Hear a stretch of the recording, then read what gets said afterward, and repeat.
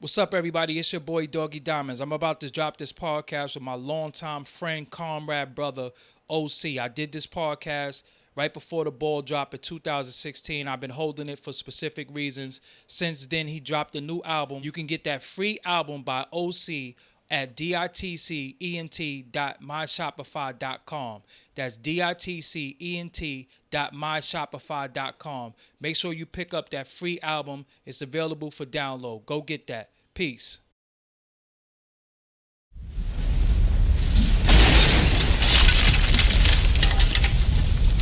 Doggy Diamonds, no filter. Yeah, what it is, people. It's your boy Doggy Diamonds. Doggy Diamonds, no filter. I got a special guest. When I say special, I always say I got a special guest, but this is a special guest to me. It's a man I've known for 24 years. We go way back, like some of y'all hairlines and shit like that. Introduce yourself to the people. OC, man. OC. And what do OC stand for? First and last name. Omar. Omar Cradle. So It's no secret. OC is OC. If you had to describe yourself, is OC a legend? Nah. I think legends are dead. Do you sound like Source Money? Source Money always say that. Yeah, man. I just, nah. I ain't put in enough work to be considered a legend. Even with classic albums, you feel like you ain't put in enough work? Nah. All right. So I don't feel that way. Yeah. But some people gonna look at you and say you bugging right now. Let's talk about it. When I first saw you was Organized Konfusion. Mm-hmm. I thought you was from Queens. Well, yeah. Yeah. I'm from Queens. And you from Brooklyn also. Brooklyn. Okay. Bushwick to be. Born 944 Fulton Street. Okay. Yeah. That's like Best I do first. Okay, see, Bed-Stuy, the home of the greatest rappers. I'm telling you. Bed-Stuy, 944. And moved to Bushwick as a child, as a baby. Been out there for years, and then my pops uprooted and moved to Jamaica. So Brooklyn, Queens, yeah, New York, yeah. So how did you hook up with Organized Konfusion? Because I remember them. They did the song "Last Piece of Chicken." You know what I'm saying? They was the first person to use the sample, the Skull Snaps, too. Mm-hmm. Well, them from and, the Skull Snap. and Steezo, like, Freak from the, that. You talking? No, not Freak the Funk. Is it? Was it? That's not Freak the Funk. It might have been. It's my turn. turn. It's my Yeah, turn. Yeah, See? yeah. We talking to hip hop historians right Yeah, here. But yeah. Steezo was the dancer for EPMD also. But Freak the Funk was my shit too. Exactly, Damn, where's exactly. Steezo? Where you at, man? I think he's somewhere out in Connecticut or something. Well, we gonna find Steezo. Yeah. Steezo was the one that you got to chill, killing it. Yeah. Word with yeah. the yellow outfit. But Yeah. okay, I saw them do Last Piece of Chicken. Mm-hmm. Then they do Fudge Pudge. Right. And it's like the introduction of OC. Right. How did you hook up with them? Farrell lived across the street from me in Jamaica, Queens. Okay. So he was my neighbor, mentor, big brother. Him and Prince Poe went to art and design, so that's how I met Prince. The home of the D-Ceps. Of course, they had their whole little running with Sean P and them when they came through. Oh, okay. And ran through art and design and all that. So they have history on some beef. Before rap. So it's crazy how everything intertwines. But anyway, March was my neighbor. Wow. And he was big at the time. Yeah, too. he was heavy. 3 and some chains at the time. Yeah. I mean, that dude has a lung capacity of like 70%. So he wasn't supposed to survive life. Wow. As a child. And he's asthmatic also, right? Very asthmatic. Yeah. Wow. How the fuck he rap like that? Damn, was he because he always was super nice. He was ahead of his time back then. The way he sounds now, Mm-hmm. in this day and time, is how he sound back then. Wow. Crazy. And I wanted to ask you too, when people say the greatest rappers, they rarely mention Pharoah Monch, but I put him up there. I put him with Hove, Nas, whoever you want to call, Kane, G, like he's in that genre of dudes for me anyway. Personally, when people say Eminem, I say, but what about Pharoah Monch? I Yeah. always say Yeah, that. of Because people course. talking about, yo, he nice. I'm like, did you never hear Pharoah Monch before? Yeah. Like But I always interject this. It was too many MCs that had their moments, in my opinion, to be considered the greatest. yeah, everybody had their time. Yeah, You might have been yeah. the greatest for this time. Exactly. Well, my favorite ever, everybody know who's my favorite ever. Kane. Big Daddy Kane. I'm yeah. biased. But You know what I'm saying? Rakim was my dude. Yeah, but you know what? It's always either or Right. G-Rap. Or It's G-Rap. It's always those three. But Kane, Rod G, and Slick Rick is my. Yeah, Yeah. Slick Rick. Yeah, yeah. we know the correlation. So you meet Organized. Mm-hmm. Did they have a record deal at the time? They was writing for some dudes called the LA Posse, or they was signed to them, which was in conjunction with a lady named Sylvia Rome, Okay. Wow. which was Dante Ross. LA Posse was connected to LL Cool J. They go back then. They was a group called Simply Too Positive before they was Wow. called Organized Konfusion. Wow. Writing for Houdini. Wow. Word. So all right. You just Organized Konfusion wrote for Houdini. Yeah. Wow. Do you know what song in particular? I can't remember right off the top. But Houdini was part of that whole LA Posse thing too. So Okay. you know, they Wow. go back, V. Wow. So they writing for Houdini. They got a. So when did they get their deal? I would say 92. They changed their name. They was STP. Okay. You know, they probably would have got sued for the oil. Yeah. You know what I mean? Yeah. And I would say 92.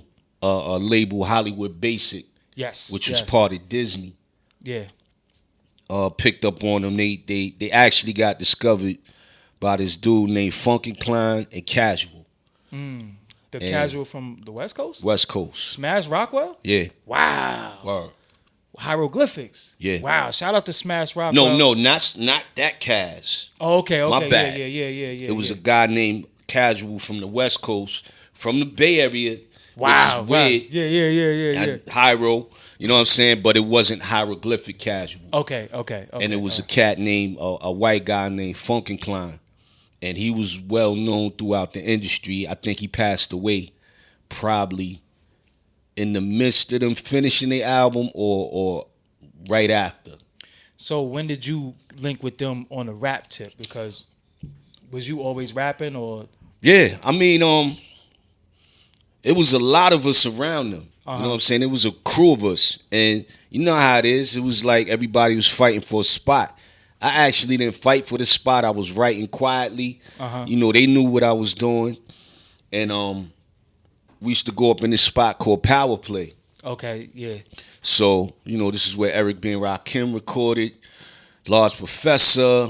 I mean, anybody you can name around that time, Marley. And I made the album by mistake. You know what I'm saying? Like, it was the last song that wasn't a song. Wow. And they was like, yo, you ready? And I was shook. That shit had me shook, man, because I was like, wow, like they put me on the spot. I guess they felt like I was the one that was ready out of everybody that was around. You had me. a 16 already, or was Nah, I had to write. Large is in there. You know, he's like the youngest, illest producer. Yeah. So I'm shook sitting in front of him. You know, sitting in front of the engineer. You know, this is our crew, but I'm shook. Yeah. And I just went in the room by myself and just penned what I penned, and I was like, Y'all like it? yeah, they had the game face like Well, tell the people what was the name of the song. Fudge Pudge. Yeah. Shot a video and everything. Yeah, I was fortunate, man. And that was the birth of OC. Yeah. How come you didn't get signed to Hollywood Basics? They wasn't feeling me. Word up. I'm going to keep it 100. They wasn't feeling me. But was you doing demos at the time and all that? I was doing a gang of demos. but you have to go back. Okay, go ahead. Remember, we did the Source tour together. We gonna go. We coming into that. Right. Yeah, we coming into that. I'm gonna skip real quick and then you'll go back. Go back. Yeah. MC Serch was the host of the Source tour. Right, and he figured out I wasn't signed to them. And he had 2 unknown dudes at the time, which was me and Nas. Nasty Nas. And he took us around the labels. They said we sound like, I remember Russell saying we sound like knockoffs of G-Rap and Rakim. Damn. You know what I'm saying? He's not fucking with it. Verbatim. I'm not fucking with it. Serch was like, you bugging. And yeah, so you do the record with them. They on Hollywood Basics. No deal after that. No deal after that. 3 years. Everybody see you on Video Music Box. No deal. You out there like, yo, that's OCOC, and you still in the hood. No deal. Trying to get it. Well, I'm doing other things. You know what I'm saying? Like, I was young at the time, so my thing was staying fly and having money in my pocket. I was the odd man out, the black sheep out the crew, more or less the street dude in the crew. Yeah. And yeah. So, fast forward, 92 hit. We all end up on tour together. Exactly. Listen, Organized Konfusion stage shows fucking retarded. They was the first dudes with the straight jackets. Yeah. They had lights on their head, like they had headbands with lights on it. The what do you call it? The coal mine lights. Yeah. That's what it is. Yeah. Like they stage show was well put together. So we all end up on tour. I don't know this man. Yeah. I don't know Lord Finesse. I don't know Organized Konfusion. All I know is Trackmasters, the 18, Roxanne Shante, because that's who took us. Yeah. Oh, and RSO. RSO. Oh, that's Benzino for the people that don't know. But at that time, he was Ray Dog. Coolie Live. Power Rule. Hard Knock. These dudes Hard Knock. Yeah. Jersey. Did they stay the whole tour? Nah, they broke out. Shit got kind of crazy. They couldn't hang. Yeah, we gonna talk about that. Shit got kind of crazy. Yeah. So we do that. We were on the tour. Bismarck was the host. Yeah. And Serch was the host. Until remember RSO was gonna pound Serch out. We'll talk about that. RSO, yo, Benzino and them was goons, man. They was goons. That's why when you see Benzino now and people be like, yo, love it hip hop, I'm like, nah, I don't think y'all know. Them niggas was goons. Remember they had their own tour bus. Yeah. You know how they got that bus, right? Yeah. They ran half of Boston though. Yeah, definitely. Yeah. Definitely. So we on the tour. You out there, you getting your feet wet. Also on the tour is Lord Finesse and a upstart producer by the name of Buck Wild. Yeah. So story has it, that's how you got to be a part of DITC. Yeah. DITC. Let me say that. DITC from that tour. Yeah. So after we left off the tour, you became a member of DITC? I don't know when I became a member. I know me and Buck just got cool on that tour. You know what I'm saying? Yeah. And when I came off the road, I just started going uptown. Was that your first tour ever?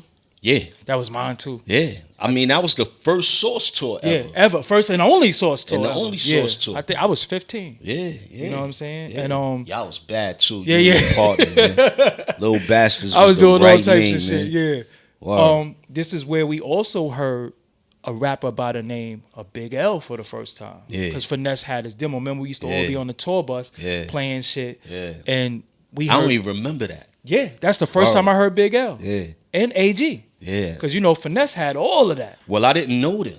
This is what I'm saying. So, to me, Finesse was like, I was starstruck. Yeah, Finesse, because he was a DJ, and we didn't know that. Finesse used to get busy on the turntable. And he would battle at a drop of a dime. He would pull out his racks, battle any. I was starstruck, so it was just like I stayed reserved around him. Because you wasn't on our bus. Nah. We was on the bus with Finesse. Well, we started intertwining. Yeah. After a while, we started. The tour went on. Yeah, because I want people to tell y'all to know how tours go. Now people are G4ing it. Back in the touring days, everybody was on a fucking bus. I don't care if you was a platinum artist to the bum ass artist. You was on the bus. And we shared a bus with, it was us, Finesse, Shantae. We was on the bus. You was on the bus with Organized. Who was on your bus? Maybe Serch. Let me get this right. Biz was on my bus. Yeah. Biz had the whole back to itself, remember? Yeah. Probably Shantae, being that Biz was on there. I'm No, sure Shantae was definitely on our she's bus. with y'all. Well, she would come back and forth. Yeah, She yeah, was yeah, a hustler, yeah, so she would yeah. wash clothes. Yeah. I wash your clothes if you give me $100. Yeah, Shantae was about You know what that. I'm saying? Yeah. But it was so surreal. I don't even remember a lot of those But moments. the funniest thing is that when we first started the tour, everybody was kind of like standoffish. We didn't know each other. You had Bronx dudes. You had Queens dudes. Me, I'm 15. I'm from Brooklyn. I'm like, fuck everybody. Brooklyn. Yeah. So by like a few cities in, we all started mingling. Right. And then when Finesse car got shot up in North Carolina, remember that? No. I was in the car. You was in the car? I was in the car. Finesse was back at the club. But it was Finesse rapping to some North Carolina. Salute to y'all. They give it up in North Carolina. Yeah, he was talking to some chick. Yep. Her man came in, didn't like it. Somehow he didn't care who he shot. Yeah. But his chick was about to get dick down. Definitely. And whoever was on that tour, whatever target I guess he saw. So, I mean, real quick, I got into a car with Biz's homeboy, this chick named Jennifer that worked at the Source. This kid Jeff, which was Biz part one of Biz people. Jeff passed away. Nah, he didn't. His partner, one of the other dudes that was okay. Yeah. So anyway, Biz had a trunk of records, probably like that in the back seat. 18. 18, the 18. Which was, I think, one of Chubb brothers. That was Rob Swinger and Hot Dog. Right. So me, Red Hot Lover Tone, Jennifer's in the car. We pull out the parking lot, and I hear, like you kick a file cabinet. Yeah. Boom. So then I hear boom, boom. And then I hear boom, boom, boom, boom, boom, boom, boom. So I'm like, oh shit, that's shots. Yeah. So Jennifer's in the front seat with me. She's wilding. I'm telling her, shut the fuck up. I crunched her down into the front seat where you put your feet. These dudes was riding next to y'all. Rode next to us, shot the car up, backed up, reloaded. Jeff did some maneuvering shit. They shot the back of the car up. Yep. The trunk of records that was in the trunk saved Red Hot Lover Tone and whoever was in the back seat. Wow. Because it melted. When we got the trunk out the car, it melted all the records together. And I remember when y'all pulled up to the hotel, Jennifer was like, she was shook. She was shook to death. Like, she never experienced that. Was just like, yo, man, niggas just shot up the car. And somebody, I remember OJ had the burner. Yeah. And OJ. Biz was like, OJ, give me the gun. We like, Biz, what you going to do? Yeah. But I was upset with Biz because he was like, damn, my records. Yeah. It's like, your records? Fuck your records. We almost died. Like, you know what I'm saying? Like, and luckily your man knew how to drive. Yeah, shout out to Jeff, too. I remember Jeff. Yeah, shout out to Jeff. He got us up out of there. Yeah, that was crazy. That was North Carolina. Yeah. So, Ness was still at the club? You still at the club with Homeboy Bitch. Damn. Yeah, we did our numbers on that tour, too. Yeah. We had fun. That was my first tour. I was a little kid. I was like, yo. So, we do the tour. Mm-hmm. We all disperse. We a lot of us stayed in contact after that. For a minute, Yeah, stayed in contact after that. And then, out of nowhere, I see Word Life. Well, 94? Yeah, a few. But I was like, yeah. That's my man OC. That's my man OC. Because I didn't hear from you for a while. I didn't know what you was working on. And then, pow, here you go with this solo album. It wasn't no pal. give it. It was a take us through the process. It was a pew. It was a 2.5 year gap. And like I said, Serch was shopping me and Nas, but Nas got on Columbia, courtesy of how I'm gonna forget her name. Faith Newman. She believed in Nas. I don't even believe Columbia believed in it. She was like, yo. And I was like, Serch is like, yo, this is good for for us. And I'm like, it ain't like it's a 10-man team on this Yeah, label. It's yeah, just yeah, me yeah. and him. So, you know, just watching that whole process over time, it wasn't easy. So was you a part of Searchlight at the time? Part of Searchlight. So was Nas. Yeah, we was the only two signed to him. Wow. So Word. Nas was signed to MC Serch. Yeah. Yeah. That's Yeah. why Jay-Z said that line he said? Yeah, but that was some bullshit. Yeah. We'll get into that. Yeah. So he shopping your demo. Russell shut y'all down. Every label you can think of that was Because at that out. time, the big labels was Elektra, Yeah. Def Jam, Yeah. Uptown. Yeah. And it wasn't really. It was like a lot of Indie. indie. Yeah, indie. Offshoots under But the it had to be umbrella. under Warner Exactly. or Universal, We- Polygram. You yeah. know what I'm saying? It had to be under. Had those to be shits. under that whole WEA Yep. umbrella. And Yeah, Warner Electra Atlantic. That's what They WEA was- was. they was shooting me down. Yeah. So you end up on Wild Pitch. Yeah, well, Serch got an offer from Stufan, which was the label owner of Wild Pitch. Okay.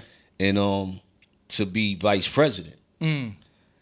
And at that point I was like, man, fuck this shit. Like I'm Yeah. done. You know, it's not a cakewalk trying to get a deal. And I was like, I'm done. And Serch fell out the sky. Serch was like, yo, we good. And I was like, word. And I'm waiting to hear like maybe Def Jam or something like that. And he was like, Wild Pitch. I was like, ew, Yeah. Wild Pitch. And he was like, yo, they under EMI now. But wasn't Main Source there at the time? They I think Main They Source left. was there. Oh, they left. It was Large left. So Just it when was they only broke the up. brothers. Okay. Yeah. And I was just like, it wasn't even the fact that I think Main Source was there. Ultra Mag had came over. But I got the biggest deal on there out of anybody. What was your deal worth? It was $1. At that time, that was That was money. a big deal Yeah. for Wild Pitch. Yeah. But yeah. that's EMI. Yeah. And I mean, it was another surreal moment. I was like, this ain't happening. You know what I mean? My pops was like, yo, get a trade. You know what I mean? Yeah. Like, get out the streets, get a trade, man. Like, it's not gonna work. So if you and Nas was signed to Search, how come you wasn't on Illmatic? We didn't know each other. So y'all was just signed to the same person, but Yeah. y'all never rocked. I mean, son left me hanging on my album, though. Okay. He was supposed to be on Word Life, never showed up. So he did what he did to Jay-Z to you? Yeah. Okay. Yeah. Nas was notorious for that, right? Yeah. And now that I look back, we was kids, man. So to have the whole city, actually the whole world, at your attention, like Nas had it. he had that. Yeah. That's something to carry that on your back is crazy. He was the East Coast savior at one point. He was the savior of hip hop, period. Yeah, definitely. So, when you was, what song was Nas supposed to be on? It was a record that never, that me and Buck never did. It was called it was a hook from something that he did. So let me think real quick. Anyway, it was a record that it would have banged out had he showed up. And I believe it would have made a bigger impact with the album, not because it was just Nas, but it was me and Nas. Okay. You know what I'm saying? So you talking about going back in the past, or they sound like G-Rap and Kane. Yeah, the two people, the rejects. Right. Yeah. Or they sound like Rakim and G-Rap, and these dudes actually, besides Kane and G doing a freestyle and a symphony record, that wasn't being done. Like, you didn't get Rakim to do a record with anybody. Yeah. Rakim wasn't doing Kane wasn't really doing records outside of the crew or with, some R&B. You know what I mean? Rarely did he do it. You know what I mean? But yeah, he left me hanging. It was cool though. Yeah. Like, I'm a grown man now. Now that I think about it, We used to get mad as motherfuckers. of course, that studio of time was like course. $300 an Of hour at course. one point. I was up in Unique Studios. I never forget that. And Serch was tight, but he was like, "Yo, that's Nas, man." yeah. And we had a check for him. Wow. And who and Buck Wild was producing the beat. Yeah. So Mega Hard. That was the name of the record. wow. What was the line that he said? I walk around mega hard like whatever, God. You couldn't count how many niggas my Beretta scarred. Wow, crazy. So you doing this album? You never was in any Illmatic sessions or anything? Yeah. What session you was in? I heard It Ain't Hard to Tell. I actually was in Chung King working on my stuff, demo wise. And Large was there working on It Ain't Hard to Tell. He did that shit over like 20 times. And every time he did it, I was like, that's I don't it. hear nothing wrong with it. You know what I'm saying? He was like, nah. Bzz, bzz, bzz, yo, this is it. And then they'll do it over again. You know what I'm saying? And mind you, I didn't know Nas, but now seeing his backstory, Will just got murdered as man. Yes. So he was in an ill space, a weird space. You know, just looking back on it as a grown man, you know, that's something we don't know how to handle. Yeah, it was trauma. Yeah, it was and shock. And trauma, the only way that we got rid of trauma was to smoke it away, fuck it away, right. Drink it away. And he used to be or super go kill high, somebody. Yeah. You know what I mean? So I was like, me and dude don't. It's like two magnets. Yeah. So I just never. So from seeing that album put together, I don't think Serch got enough credit for putting the album together. Nah, he didn't. Because after Serch, it kind of wasn't the same no more. It wouldn't be no Nas if it wasn't for Serch. And he don't get no credit for Nas. Nah, not the credit he deserves. Yeah. He's seen the exception, you know what I mean? Like, he's seen it in both of us. And nah, he don't get enough credit. And I have to shout out Serch a lot more now because I didn't think about it like that. It wasn't no disrespect, but I didn't mention him a lot. Yeah. And if it wasn't for that dude, neither one of us would have a Nas has a career, like a star career. Yes. I wouldn't have a career if it wasn't for him. You wouldn't be able to hit Europe next month and all that crazy stuff. None of that. And your relationship with Serch started after the Source tour? Yeah. Wow. He reached out. They called that, damn, that shit brought a lot of us together. He saw it. I didn't, he saw it. He was like, "You're not signed to Prince and March." I'm like, "Nah, I'm not part of the group." He's like, yeah. So now your album is being put together. It was a point where you did Born to Live.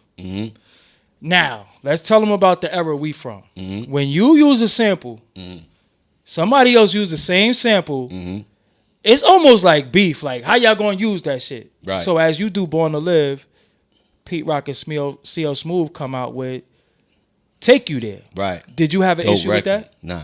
Beautiful record. Nah. I think everybody know it was the same sample, but if you listen to the records, two different records. Yeah, two different records. And they shit was, come on, that was Pete, they was like the Mecca Dawn. All right, now look, let me tell y'all a story. Yeah. Let's tell them about the Source tour. When we all first heard Troy for the first time, I remember you in particular playing that shit over and over and over. When Reminisce came out, we all was like, what the fuck? It was just one of those records, man. Like, I can't even, back then, I couldn't describe it, but it wasn't even a hip hop record. It was just a great record. Yeah, I remember. I remember old playing that shit like, yo. Yeah. The feeling of it. Yeah. The emotion of it. And that's what you call great music. Yes. And to this day. That's why you still could rock that to this day. Yeah, it's a timeless joint. So, your first single is Time's Up. Which is infamous via 8 Mile. Yeah. You got a check for that? Great check. Yeah. Yeah. How when you heard that Eminem wanted to use it in the movie, how did you hear that? I'm going to make a long story short. I was in the crib in Queens. I'll never forget this night. And prior to that, they reached out to us a year before that. Okay. He was putting the movie together, the soundtrack and all that. And fast forward, I'm in the crib on a Friday night, chilling watching cable and my phone ring and people like, yo, that Eminem joint is time's up in the. I'm like, word, and I'm like, okay. They like the shit did 100 million in a day or two, and the chick who cleared the sample didn't clear my shit. So, what you think went on after that? Yeah. So I let it rock for a while. And we was like, yo, give me my money. Y'all know y'all ain't clear. And at the time I called her a bitch, and I apologize for that. But I was adamant, like, yo, you didn't. She was like, she was adamant, like, yo, I cleared. And I'm like, so what's the names on the release? Anthony Best, which is Buck Wild. Yes. You have Old Cradle on there. You have his Hancock on there. She was like, she got fired behind that shit. Wow. Now, they had me on the soundtrack. They had a soundtrack. Okay.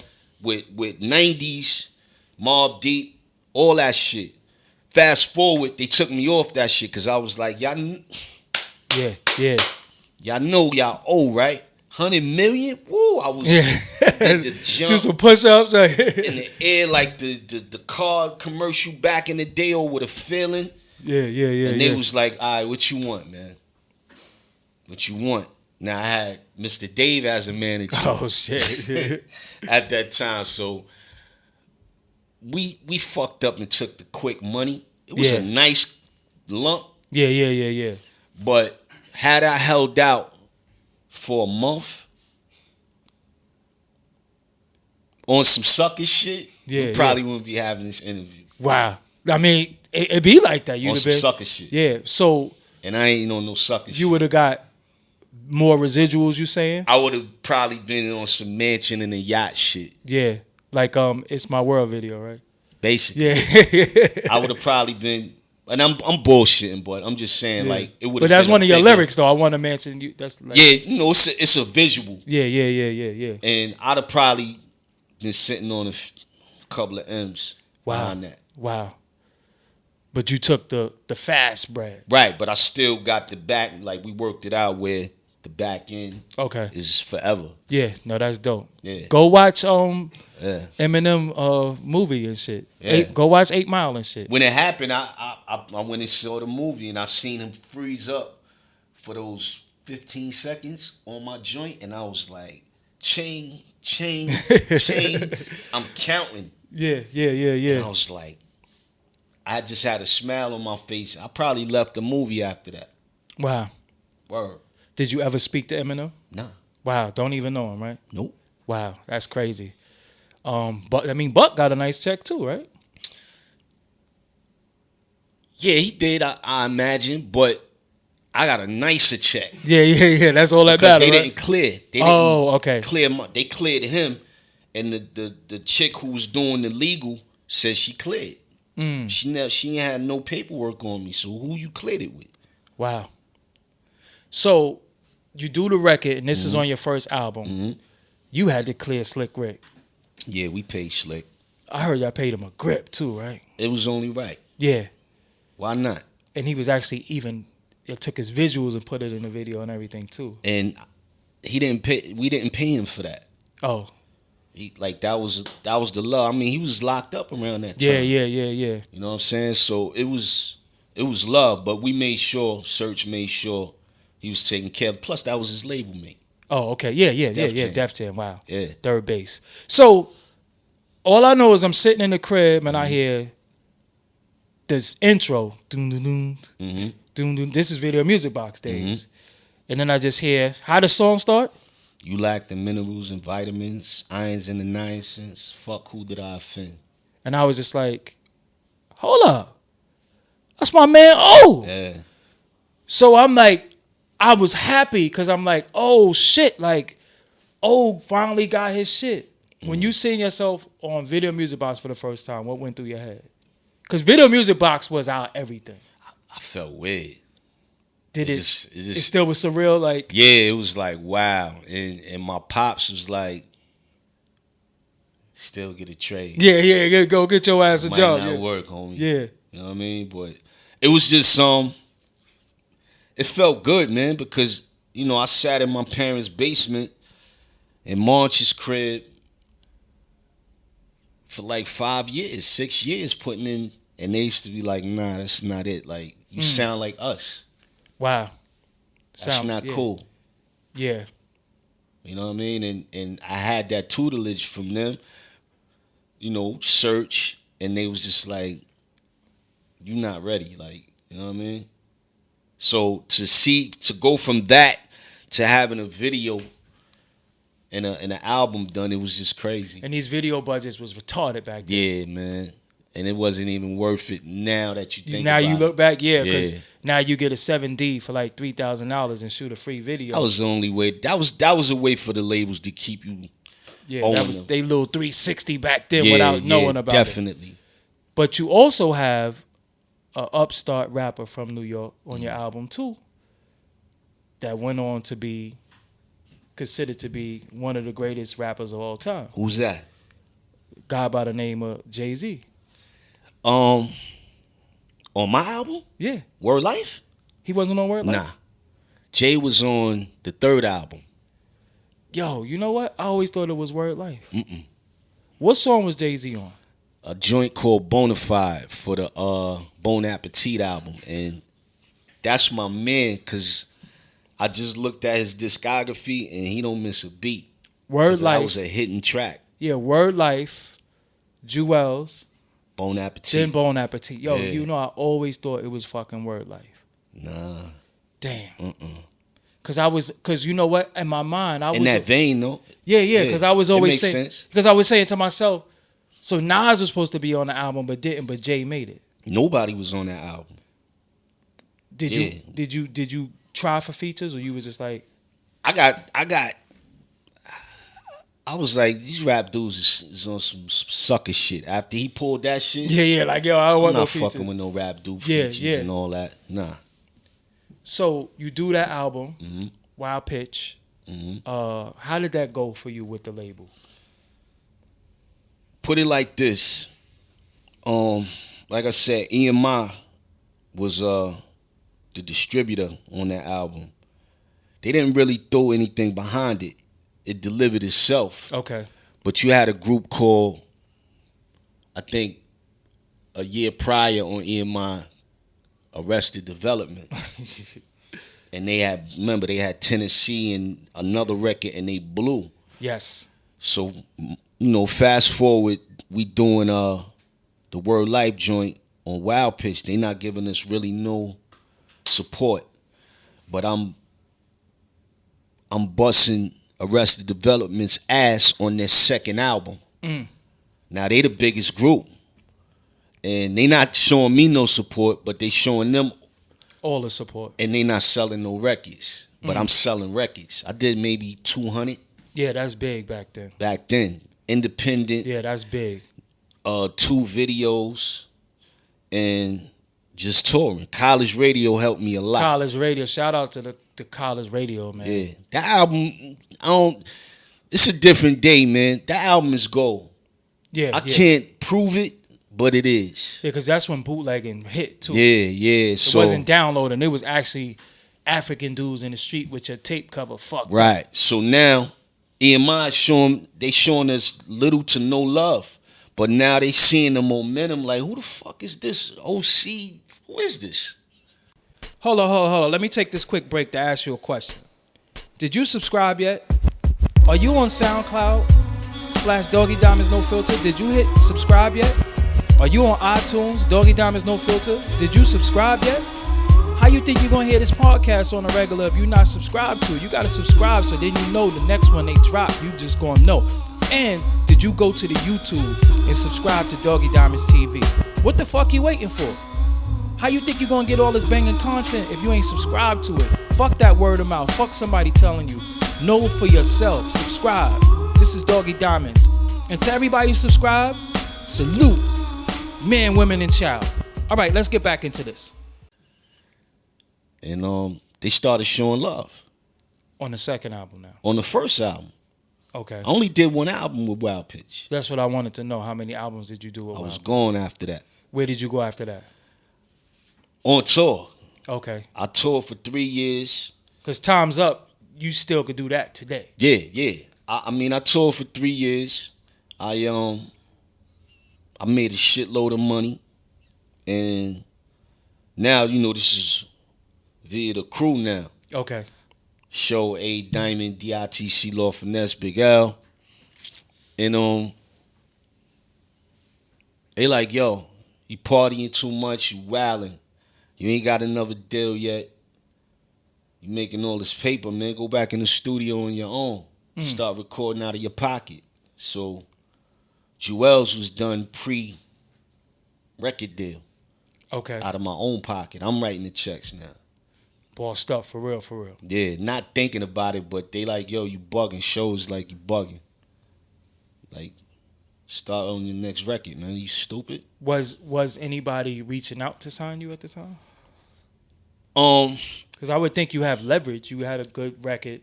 I had leverage, but then I had to deal with Stu Fine wanting his money back, and I'm like, what money? Like, sold 200,000 records. Like, I recruit for you twice. Yeah. Especially on. But he didn't want to. I wasn't released from the label yet. Duke wanted some bread. So me and Serch kind of had a falling out behind that because I'm like, yo, I should leave here zero. Yeah. And that's not how, you know how that shit works. Yep. It don't work like that. They want you forever. You in the red somehow. Or give me something, they hand out. Yeah. So eventually you leave. Well, like I said, I toured for 3 years after that, 94 to 97. And I meet some cat named Mr. Dave.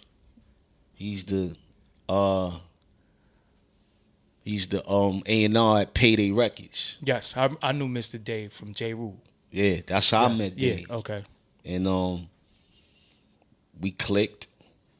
And he like, yo, so what's up with the next album? And I'm like, I'm knocking it out as we speak. So he like, oh, so you good? And I'm like, good, like how? And you got another situation? I'm like, nah. He was like, word? So meeting with this guy named Patrick Moxie, who managed Gangstar, but he had the label Payday. Okay. And he had a situation with Universal. And I went over there. They brought me over there. And this is when Far From Yours and all of this come? Far From Yours came after I was recording. Like, I did Dangerous early on before the deal was inked. I paid Mr. Walt to do the Dangerous record. I had an idea for it with Big L. They producer, beat, digger dudes. They was like, that shit is, what you trying to do, radio shit? And I'm because at the end of the day, as a producer, you give a dude a sample. He like, I'm not doing that. I got to dig. I got to come with something fresh and new. I'm not redoing nothing. Right. So I brought it to the crew. The crew was like, we not diggers touching too. that Yeah, shit. diggers too, yeah. So I went to Walt, and he was like, and I was like, yeah. He was like, okay. Yeah, I'll do it. I don't like it, but I I'll do never knew it. Mr. Walt did Dangerous. Yeah. Wow. He was like, I'll do it, but since the check, and I'm like, you gonna turn the check down, I'll give it to somebody else. Yeah. So he did it. And this is after Mr. Walt. They done had the success with Black Moon, Smith and Wesson, Helter Skelter. Bucktown. Straight up. And I wrote him a few zeros. He did the record. He produced it. I'm like, yo, this is some Park Jam shit. Yo, listen. Is Bucktown our Brooklyn anthem? I feel like it is. Yeah, man. why not? Like, that makes me feel good every time that record come on to this day. For me, Boot Camp is a representation of Brooklyn. Definitely, in every aspect.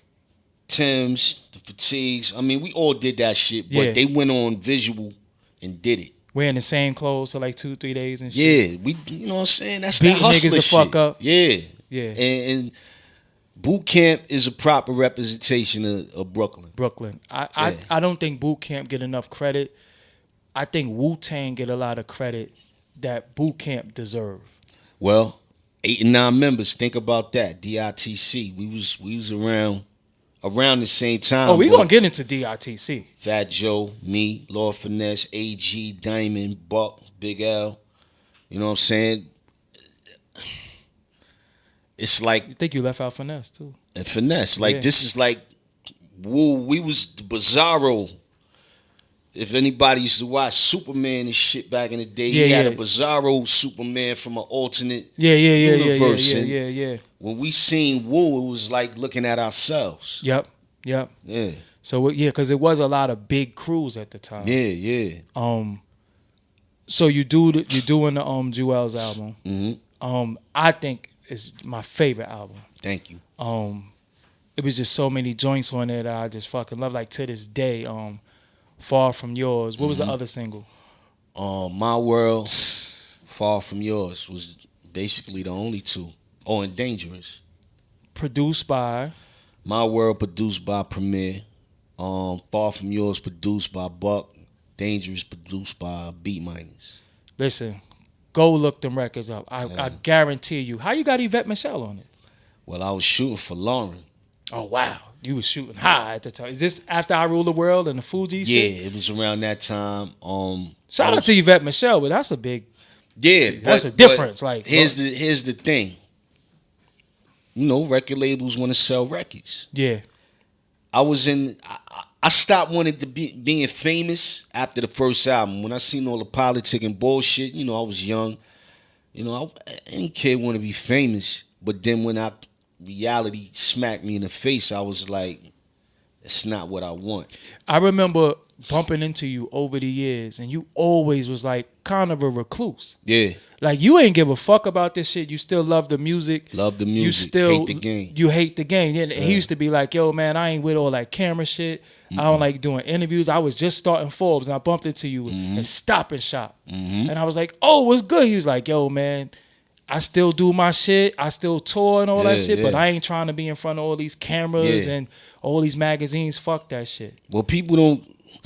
I always get in the streets, man. Yo, you still rocking? It's like, yeah, like, nah, I'm selling papers and shit. Yeah. Like, yeah, I gotta fucking Like, the fuck you think I'm doing? This line is 2016. You said this line a long time ago.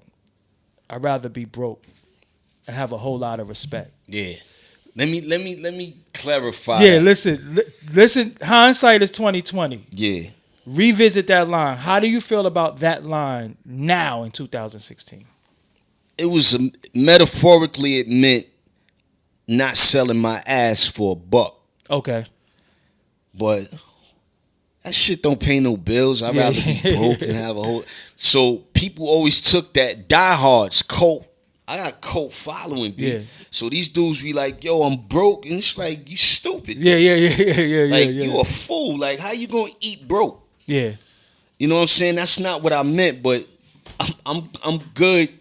I feel good that you took it that way, but I have to explain it to you now. And you might not like me after this. Yeah. You know what I'm saying? I always had nice cars. I did, like, I went to a city one time in somewhere down south, and I had jewelry and gold teeth in my mouth. And dude was like, some fan dude was like, yo, that's what you about? And I'm like, fuck you talking about? Like, now I got goons with me. Go out for it and see if somebody is on our legs. Yeah. I got goons with me, and they like, yo, we want us to pound this dude out. But I'm like, yo, people don't understand, man. Like, at the end of the day, most of these guys who do music are from the streets. Definitely. Or street orientated. So what does my makeup or my jewelry have to do with making music? Exactly. So I got a big ass chain on. Like, this, you know, this is just what it is. This is New York. Yeah, This is because what I've we always do. seen you like, you just really just seem like you don't give a fuck about the hip hop scene. You like the music, but the scene in itself, you always just Never like, seen me out really. Like, you know, if you seen me, it was like the Phantom. Yeah, at a large joint. That's Yeah. the time I saw you before. That was at a Yeah. large joint. DITC.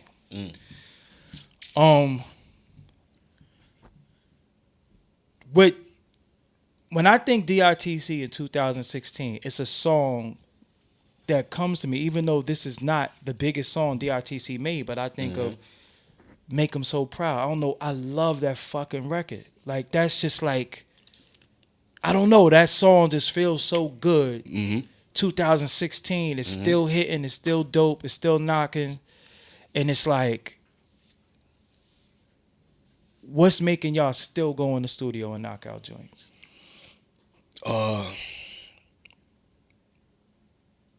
It's our career. Yeah. You know what I'm saying? First and foremost, still a great way to make a living. We still love the music. And I mean, that record, we wanted, if you look at the music business, hip hop per se, we probably name another crew that's still around besides The ones we Camp. stated. The ones we stated. and the Locks. Yeah. Shout out to the Locks, too. We got to give them a lot of love because they never broke up. Who else around? Oh, Yeah. MOP. MOP. Name another group. Yeah. It's not too many of us left, so we keeping that tradition going. And you know, you're gonna get into it with your brothers sometimes, but that garnering a breakup and a blowout and all that, nah. You know, it's been times we ain't speak to each other for a while, but here's the thing. When Pumpkinhead and Sean P died, Yeah. Oh, okay. Okay. it threw me some nostalgia of Big L. And I just said, yo, man, it shouldn't have took them To pass away. to pass away for me to say, yo, I have to rekindle my relationships with my Your friends, brothers. Yeah. my brothers. And I looked at them and said, that could have been me in the casket.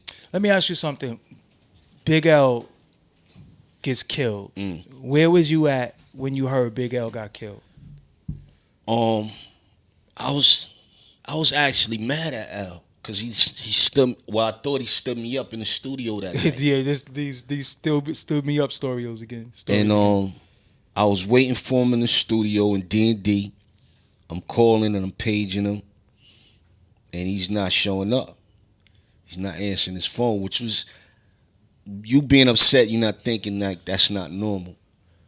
And I left him another message like, yo, I'm out, man. You know what I'm saying? And I left. I went through the Midtown Tunnel. I was living in Crown Heights at the time. And I get home and walk into my lady crying. And I was like, what's going on? I'm like, fuck, she done found a number. Yeah, I don't. But it wasn't that kind of vibe. Yeah. It was yeah. a vibe like something happened in your family type. And she's like, L's gone. So the first thing that popped in my mind was Finesse. Yeah, And because she said L, and I was like, Finesse. And she was like, no, L. Show just called. And I'm like, I was stunned. I picked up a bottle of Bacardi that was sitting there, cracked that shit, and I just stood there. I threw the keys. I think I broke the wall. Some crazy shit. But she told me after we calmed down a little bit that Joe and Show was standing over his body. at the Like an hour or two after he got robbed. wow. Show was on his way to Atlantic City. He got the call. I think he did some Batman shit on the George Washington Bridge. I think him and Joe spoke. He made a Huey, made his way down to Harlem. Him and Joe met up and they was standing there and they confirmed it. Wow. Puns on the road. He gets a call. I think him and L was supposed to be on the road like the week after. So that shit fucked everything up. It's so many years later. Do you still? Because I know when the homies pass, sometimes we, not that we forget, but we heal from it. Are you still healing from that situation? I'm good in the sense of it's the reality of it. He's Okay. never coming back. Okay. But you the homie. Yeah. I shut people down when they even bring him up. Yeah. Don't talk to me about him. Like, if Yeah. you ain't got no specific, if you're gonna ask the same questions, what would he be doing? I don't know what he'd be doing. Yeah, exactly. But you fam, so it's Yeah. like, at the end of the day, man, I look at his plaque every day. I'm like, damn, he ain't get to see this. One of the nicest ever, too. He got a gold plaque, but he got a gold plaque on his way out. Yeah. And end up having an internet cult following Crazy. to this day. Crazy. Me and L was on the road for Jewels before he died. So we was on tour in Europe. Came home for Thanksgiving. Went back out to Japan. Stayed out there for like a month. Came home. Went back to Europe for like 2 weeks. And got home maybe 2 days before Christmas. And that was really the last physical Time you was in his presence. yeah. Like, after that, I think he was with A in Amsterdam, but I haven't seen him physically. We used to speak Until you was waiting for him to come to the studio. till I was waiting for him to come to the studio. Did you want to quit music?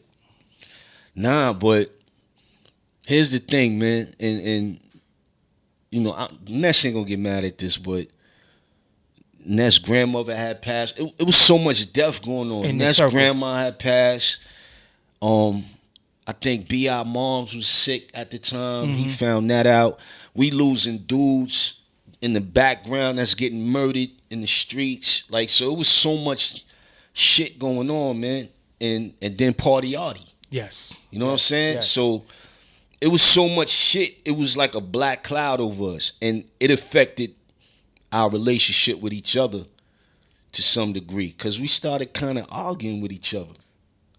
And beefing, and ain't nothing really to beef about, man. Yeah, when you look back now, and once people start passing away, Ain't nothing fucking bigger my, than that. my lady or throwing shots at my mom's. Like, we gonna get in an argument, but it shouldn't go further than that. We too old to be wrestling and all that bullshit. And I'm not saying that's what happened. I'm just saying in general, it just threw we was tainted after that. And then when did 2016 is here? Y'all got an album. You dropped albums, Apollo Brown. 2012, yeah, trophies. Apollo Brown's fucking incredible, man. Yeah. What the fuck? I mean, that dude, they reached out to me like early that year, maybe end of 2011. I didn't know him. I knew some of his work, but he had maybe 2 or 3 projects out prior to me. So you know what it is, Apollo. Yeah. We did the Trophies record, and here he is today. Yeah. I'm proud of him. Cause then he did the Roscos record. He did a Guilty Simpson record. Guilty Simpson record. And the Roscos, but Trophies is... Yeah, I was just, it's funny because I just revisited that. None of that other shit day. is better than Trophies, and no disrespect to the other projects, but it shows you my power, B. Like, that shit made him just like a cult. Even Dangerous is like a cult record now. Yeah. So all that old shit and all when that Jadakiss shit. used Dangerous for the Beanie Siegel disc, oh man, was you like, go in? I didn't even have to say that. I already knew what he was gonna do. But it was one of few that he used. Yeah, cause the Beanie Siegel disc Dangerous, I ain't gonna front. I was like, I don't think that's a disc beat.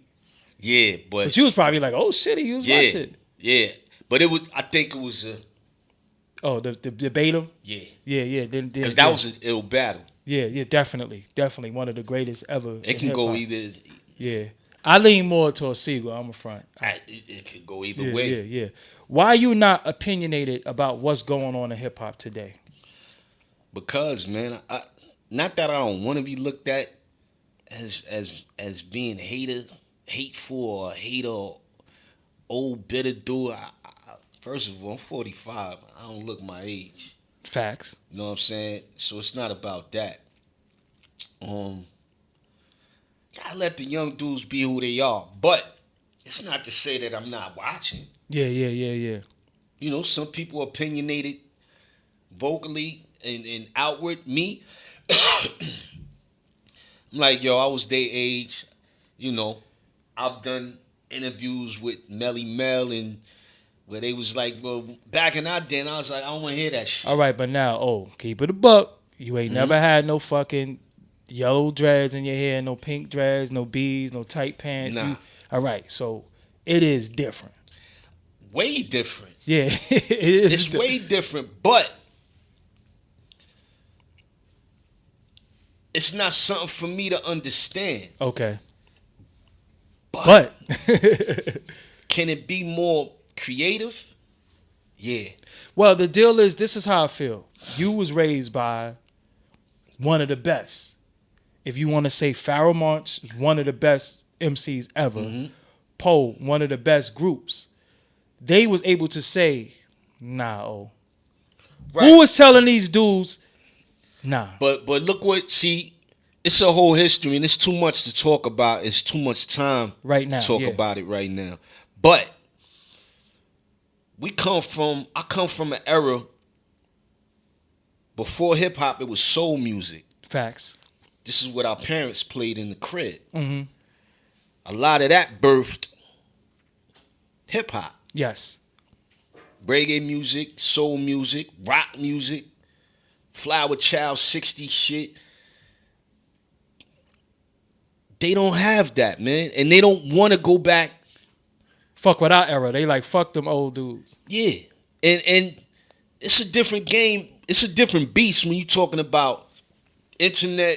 You're talking about 360 deals. You're talking about record companies making these kids disposable. Because, you know, at the end of the day, a lot of these motherfuckers 5-10 years you from won't now be around next year. Won't be around. Yeah. And hopefully they save their money. Yeah. And hopefully they not wearing the colorful braids and beads and shit. And hopefully they not looking so drugged out. Yeah. You know what I mean? Like, they feminize hip hop to a degree too. Definitely. It's an agenda.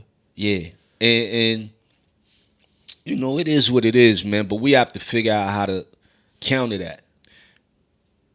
Where does DITC fit in all of this, though? What, in their era? In this era right now. We don't. Unfortunately. I have my following. Okay. But it's not just about me. Okay. Because, let me explain that. When I'm a fan of the music first. Mm-hmm.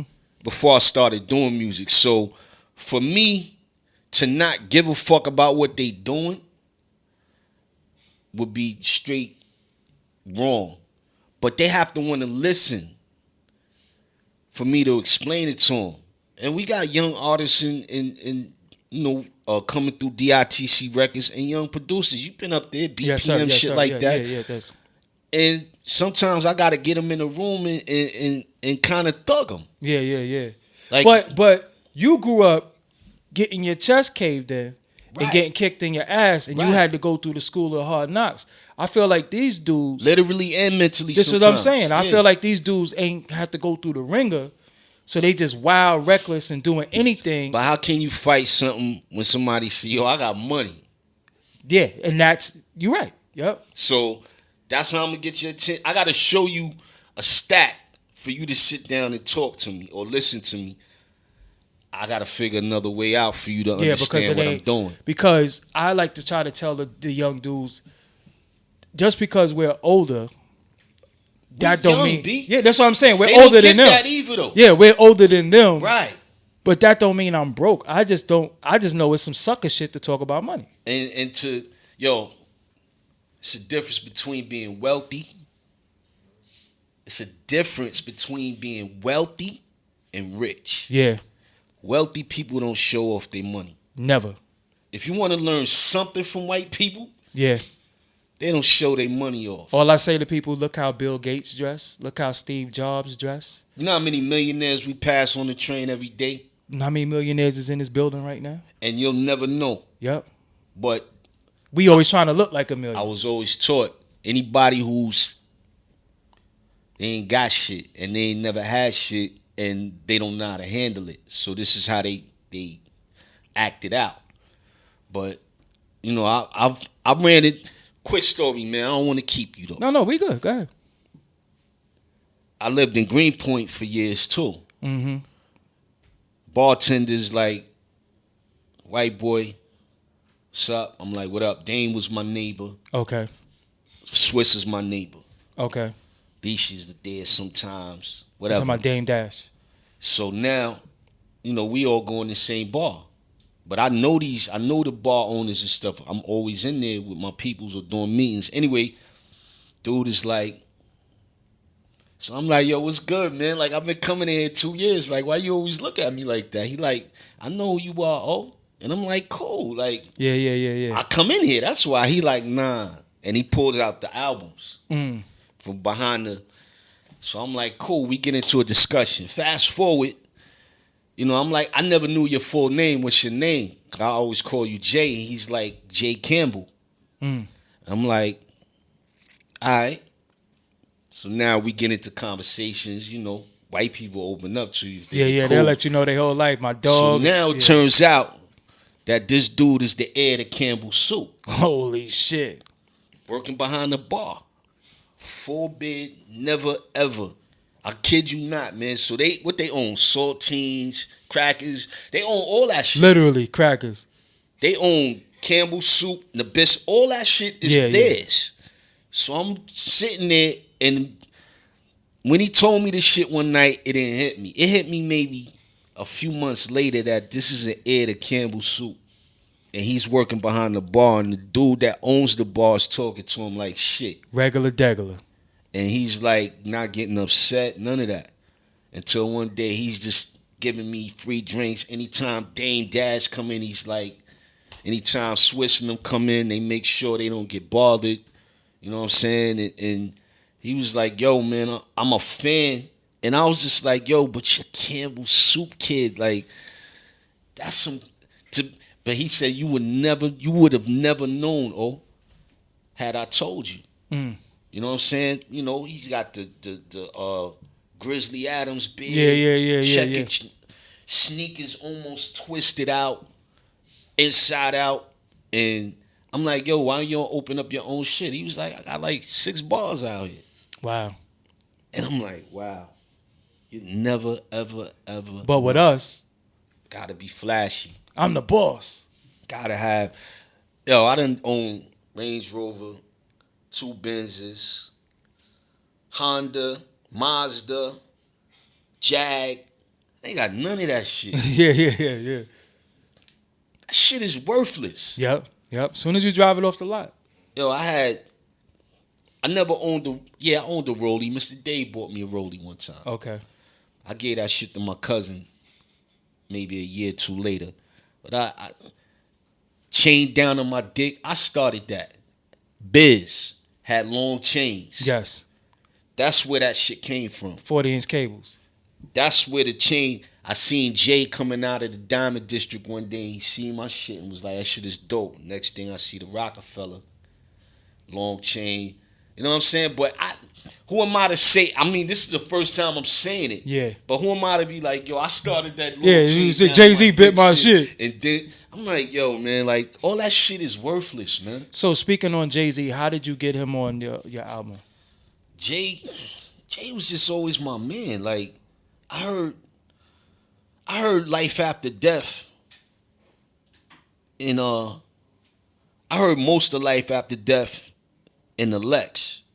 Going up to Jimmy's one night with Jay and B-High. Me and B-High is his cousin, Jay's cousin. Yeah. That was my man.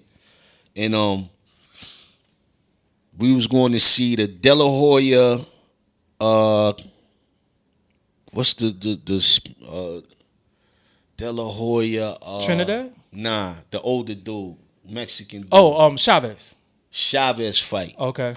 And he played me the whole Life After Death. And I was just like, and was Big dead at the time? Big was dead. Damn. Yeah. And me and Jay was just always cool. We just clicked. But dude, work ethic, all that flash and all that shit was a front. Okay. That motherfucker stayed in the studio every day. And I don't see how I didn't learn from that shit. The work ethic to be in the studio. I didn't have a work ethic like that. And we was just always, I don't even know how we met. We just met and we was cool and that was it. Sauce, I've been around them on Stage Street. I've been around these dudes forever.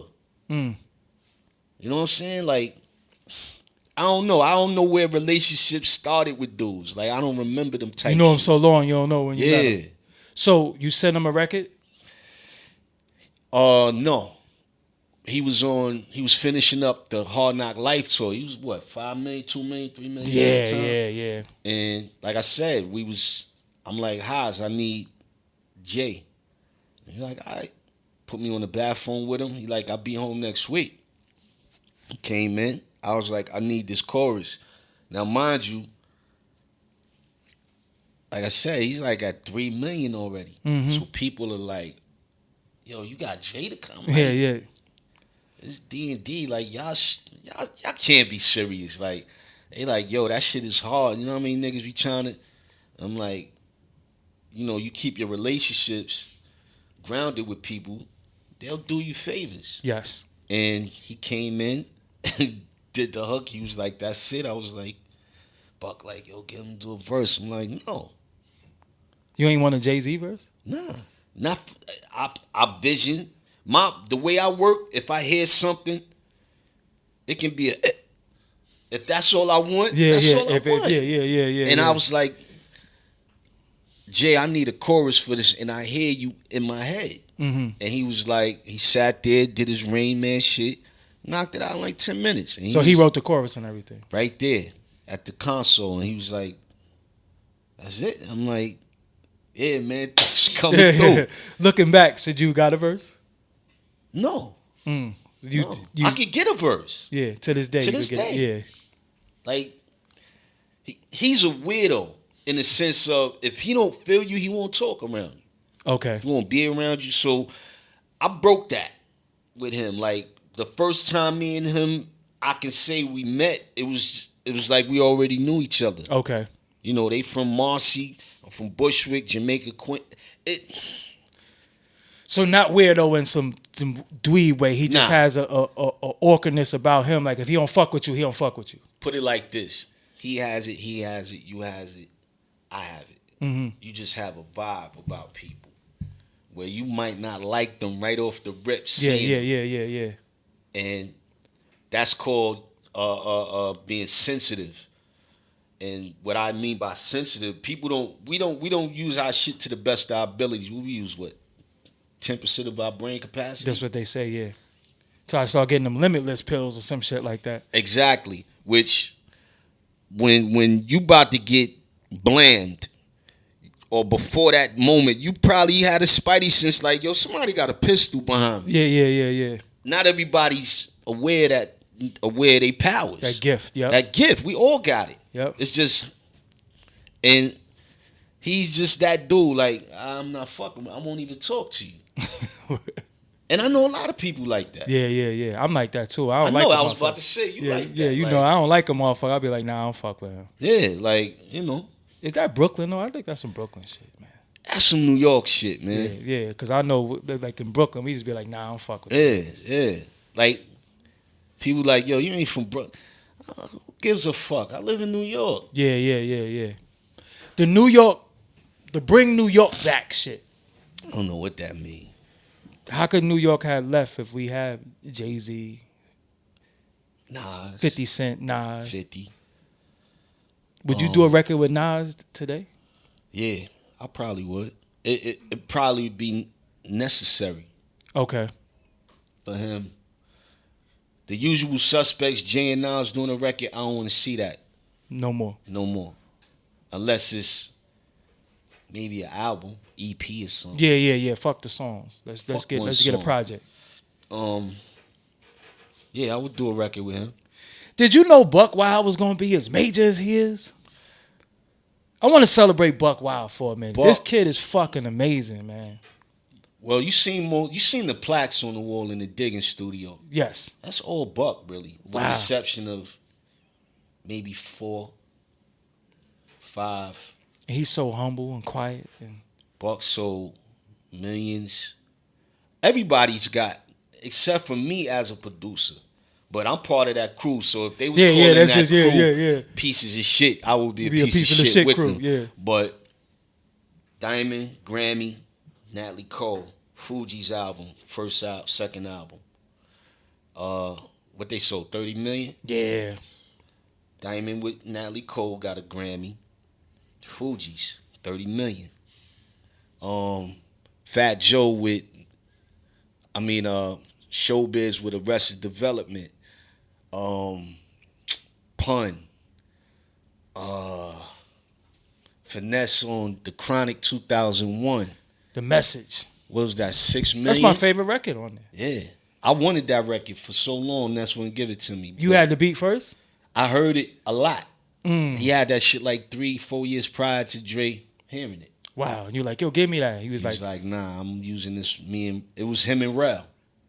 So Rel was already. Yeah, Rel actually. Rel and the chick who wrote. Well, I won't call it chick. The lady, the female who wrote on Crystal Johnson. Crystal Johnson. That's the chick who did Take You There. Yeah. Wow. Her and Rel wrote that for that Dre joint. And then it ended up being Mary and Rel. Yeah, but Crystal wrote it and Rel wrote it, so they just took Crystal off of it and got a big name. But Ness was like, Rel makes the. No, yeah, Rel. I love that shit because Rel is on that shit. Where you at, man? Please. So multi-platinum producers, man. Like, well, that's what DITC is, a producer crew first. Yes. And DJ, producer crew. People be sleeping like, yo, y'all good? It's like. And tell them about the album that's out with the DITC. DITC Studio Sessions is out now. How come y'all ain't do too many videos, though? Joe's busy. Yeah. He got the double platinum joint. All the way up. Yeah.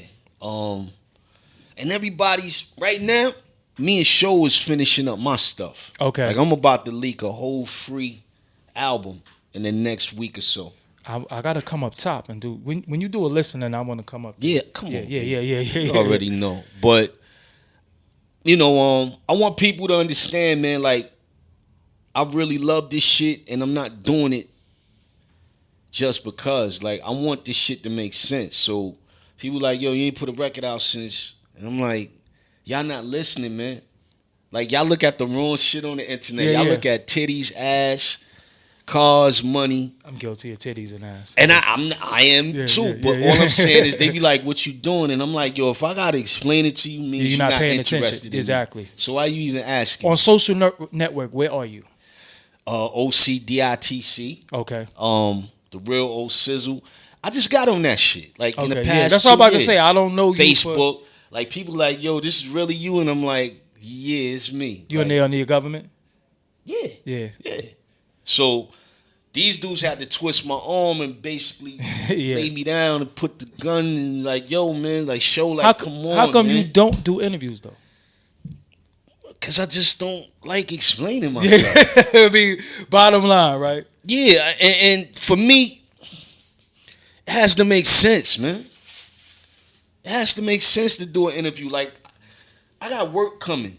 Yeah. You know what I'm saying? So it makes sense. For me to talk about just the past don't make sense to me because your past determines your future. Yep. You know what I'm saying? And this album is called Same Moon, Same Sun that we putting out. And it struck me with all the death and shit that's been going on with the young black males and shit like that, man. That shit just struck a chord with me. You know what I'm saying? Because I'm like, damn, these kids, a lot of these dudes, and even grown men, you know what I'm saying? But the kids they'll never get to the age that we've made it to. Yeah, and they like to say, yo, you 39, yo, you 38. Okay. Yeah. I've been your age, but you never been mine. Yeah, man. And sadly. And I want young dudes to understand, like, it's not cool dying young. Ain't nothing cool about it. And it's not cool getting locked up. You know. None of that is cool. I got a brother that been locked up since 80, 82. This dude never coming home. You Hold know on what one I'm second. He about to leave? Yeah, he said he got 20 minutes. Tell him don't go. Tell him we gonna rap in a few minutes. Yeah. Yeah. Yeah, you know, my brother been locked up. One of my brother's been locked up since like 82. Damn. He's never coming home. Wow. Wow. So this is motherfucker OC. My brother, he don't do interviews, so you know I gotta be special. And anytime I call this man, it ain't never been no funny style shit, never been no weirdo shit.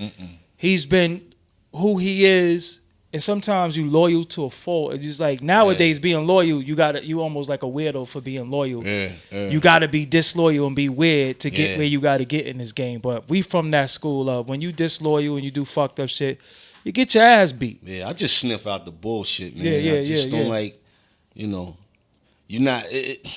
Everybody don't belong in this game. Hell no. Everybody not meant to do interviews. Everybody not meant to be behind a camera. Yep. It's just too much of that, and I have to filter out the bullshit and see who's really that person or you really about that life. And I just, you know, sit in front of me with a piece of paper. I'm not feeling that. Yeah. Because you see, this is all we just build it. This is It's organic. we talk like this all the time. But yo, man, I want to thank you for coming. When the project drop, let's do some more shit. Let's update them. Let's talk about what we got going on right now and in the future. This is my brother OC, man.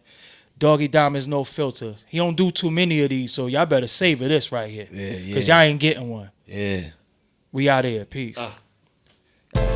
All right. I got to get the fuck out of here. Thank you for listening to Doggie Diamonds No Filter podcast. If you like this podcast, make sure you share this. Spread the word. Talk about it. Argue with me. I don't give a fuck what you do. Leave a comment. This is Doggie Diamonds. I'm out of here. See you on the next podcast. Peace. Doggie Diamonds did this.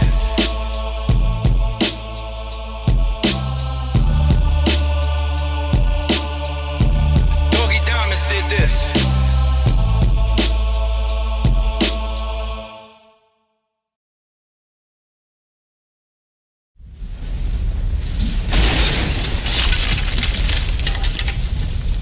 Doggie Diamonds, no filter.